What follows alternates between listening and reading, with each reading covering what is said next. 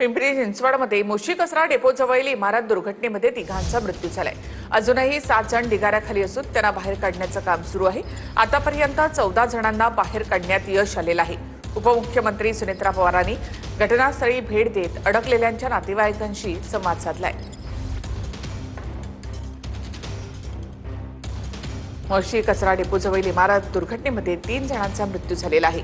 अद्यापही या ठिकाणी रेस्क्यू ऑपरेशन सुरू आहे। सुनेत्रा पवारांनी या ठिकाणी संवाद साधलेला आहे। इथे दृश्य आपण या ठिकाणी पाहतोय। उपमुख्यमंत्री सुनेत्रा पवार यांनी या संपूर्ण घटनेची माहिती घेतली आहे, तसंच नातेवाईकांचं त्यांनी सांत्वन केलेलं आहे। तोच अधिकारी तुम्हाला घरपोच सगळी व्यवस्था करणार, तुम्हाला कुठे जावं लागणार नाही आणि कंपनीचा फॉलोअप मी करणार। कंपनीवर कारवाई पण आम्हाला मुलांच्या शिक्षणाचा खर्च कंपनी करणार आहे। मुलांची ज्यांची मुलं आहेत त्यांना सांगू द्या। पिंपरी चिंचवडमधील मोशी कचरा डेपो जवळील इमारत दुर्घटनेमध्ये तिघांचा मृत्यू झालाय। अजूनही 7 जण ढिगाऱ्याखाली असून त्यांना बाहेर काढण्याचं काम सुरू आहे। कचऱ्याच्या ढिगाऱ्याखाली सापडलेल्या इमारतीतून आतापर्यंत 14 जणांना बाहेर काढण्यात आलेलं आहे। बचाव कार्य सुरू असताना ढिगाऱ्याखाली अडकलेल्यांचे नातेवाईक आक्रमक झालेत। नातेवाईकाला कल्पना देता मागच्या मागे 4 दिवस झाले तो कशी बसले, म्हणजे इथं प्रशासनाने यांना काहीच मदत केली नाही।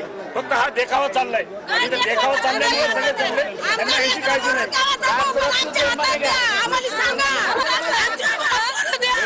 गरीबाचं लेकरू मेले तिथं, त्याच्यामुळे यांना इथं घेणं एखादा मंत्री आमदार खासदार कुणाचा कोणी अटकला असताना तर इथं 200 नाही 400 जीसीबी तर लागले असते। कुणाची तर मुलगी, कुणाची तर बायको, कुणाची तर आई इथं वाट बघते की माझा मुलगा, माझा नवरा, माझे पप्पा येतील म्हणून, परंतु एवढा काळ उलटून सुद्धा इथे यायला कोणी तयार नाही। या सरकारचा हा निष्काळजीपणा, एवढी मोठी दुर्दैवी घटना न होता कुठलेही मुख्यमंत्री इथे आले नाहीत।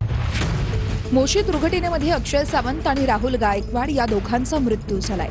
अक्षय सावंत यांचा मृतदेह गुपचूप नेल्यानं नातेवाईकांनी गोंधळ घातला।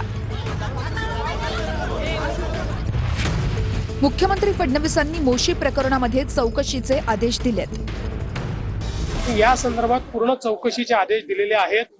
पहिलं आपलं काम हे त्या ठिकाणी लोक बाहेर काढणं किंवा तिथली रिलीफचं वर्क ही आपली पहिली प्रायोरिटी होती। ती प्रायोरिटी आता संपते। शासनाच्या वतीने माननीय मुख्यमंत्री महोदयांनी 5 लाख रुपये जाहीर केलेले आहेत। महापालिकेने 10 लाख रुपये जाहीर केले आहेत आणि कंपनीने रुपये 25 लाख जाहीर केले आहेत। 25 लाखाव्यतिरिक्त कंपनी त्या व्यक्तीच्या घरातील एकाला नोकरी देणार आहेत। त्याचप्रमाणे जर लहान मुलं असतील तर त्यांचं पूर्ण शिक्षण हे कंपनी करणार आहे।